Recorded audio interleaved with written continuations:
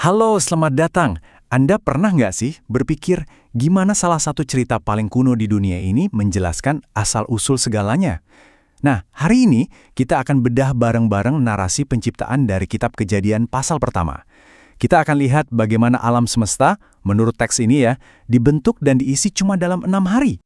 Oke, jadi ini dia peta perjalanan kita. Kita akan ikuti persis struktur 6 hari yang ada di dalam teksnya. Mulai dari bumi yang masih kosong melompong, sampai ke puncak penciptaannya, yaitu manusia. Yuk kita langsung mulai aja. Oke, bagian pertama. Sebelum semua hiruk-pikuk penciptaan dimulai, kita perlu lihat dulu seperti apa sih panggungnya. Bayangin deh, dunia itu kayak kanvas yang bener-bener kosong, nunggu buat dilukis. Wujudnya seperti apa ya? Ceritanya dibuka dengan salah satu kalimat paling ikonik yang pernah ada.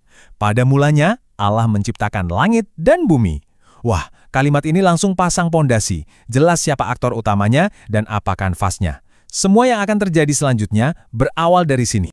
Nah, ini dia gambaran awalnya. Sebuah kekacauan, kehampaan, dan kegelapan total. Belum ada bentuk, belum ada isi sama sekali. Cuma ada potensi murni yang siap untuk diatur dan diberi kehidupan.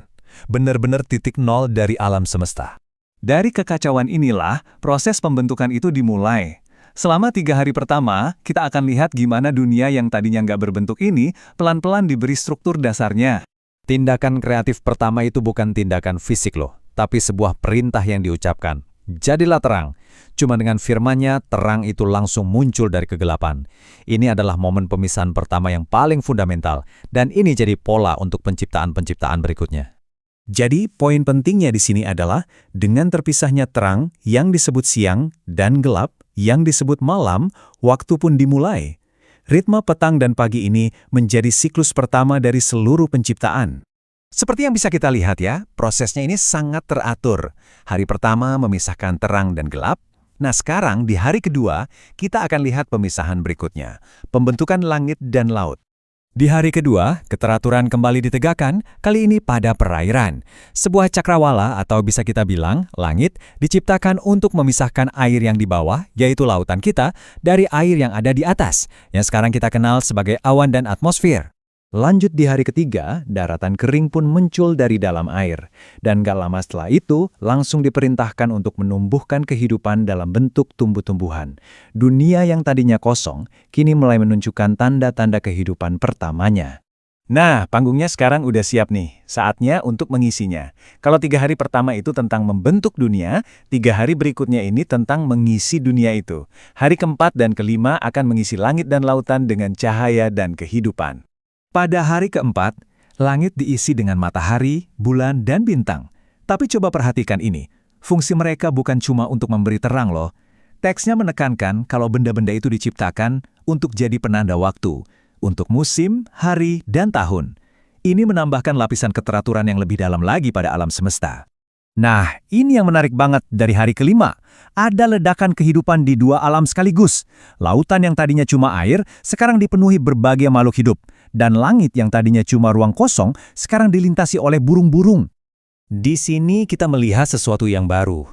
Untuk pertama kalinya, sebuah berkat diucapkan langsung kepada makhluk ciptaan. Mereka nggak cuma diciptakan, tapi juga diberi mandat ilahi untuk berkembang biak dan memenuhi domain mereka masing-masing, baik lautan maupun langit. Akhirnya kita sampai di hari ke-6, puncaknya dari seluruh pekan penciptaan. Hari ini punya 2 bagian penting. Pertama, pengisian daratan dengan berbagai macam hewan, dan yang kedua, ciptaan yang menjadi fokus utama dari seluruh cerita ini. Coba kita lihat lagi strukturnya. Sama seperti hari ketiga yang menyiapkan daratan, hari ke-6 ini mengisinya dengan hewan darat. Nah, setelah daratan ini dipenuhi, narasinya sengaja melambat, seolah-olah membangun ketegangan untuk ciptaan pamungkasnya, yaitu manusia. Nah, disinilah ceritanya benar-benar bergeser. Coba perhatikan bahasanya ya. Nggak ada lagi perintah jadilah, tapi yang kita dengar adalah sebuah musyawarah ilahi, baiklah kita menjadikan manusia. Penggunaan kata kita dan nada musyawarah ini seakan-akan memberi sinyal bahwa ciptaan yang satu ini bakal jadi sesuatu yang sama sekali berbeda dan istimewa. Slide ini menjelaskannya dengan sangat gamblang. Hewan diciptakan menurut jenisnya, masing-masing dengan sifatnya sendiri. Tapi manusia secara unik diciptakan menurut gambar Tuhan. Ini bukan sekadar perbedaan tingkatan, tapi perbedaan kualitas yang sangat fundamental. Selain diberkati, manusia juga diberi tujuan dan wewenang yang spesifik. Mereka diberi mandat untuk mengisi, menaklukkan, dan berkuasa atas bumi. Ini menempatkan mereka dalam peran yang unik sebagai semacam wakil atau pengelola atas seluruh ciptaan. Akhirnya, setelah 6 hari bekerja, narasi ini memberikan kita penilaian akhirnya. Gimana sang pencipta memandang seluruh karyanya yang sekarang sudah tuntas? Perhatikan deh perubahan penting di sini. Setelah setiap hari penilaiannya adalah baik, tapi sekarang ketika seluruh ciptaan, termasuk manusia, telah selesai, penilaiannya naik level jadi sungguh amat baik. Ini seperti cap persetujuan akhir yang menandakan keharmonisan, kesempurnaan, dan kelengkapan dari seluruh karya penciptaan. Jadi, inilah dunia yang sudah selesai dan teratur. Sebuah kosmos yang dibentuk, kemudian diisi dengan kehidupan selama 6 hari yang terstruktur. Dan puncaknya adalah penciptaan manusia sebagai pengelolanya. Dan begitulah kisah penciptaan dalam 6 hari. Sebuah cerita tentang keteraturan yang lahir dari kekacauan dan sebuah dunia yang dibentuk lalu diisi. Tapi, kupasan kita kali ini meninggalkan satu pertanyaan besar yang terus menggema dari teks ini. Apa sebetulnya arti diciptakan menurut gambar dan rupa Allah?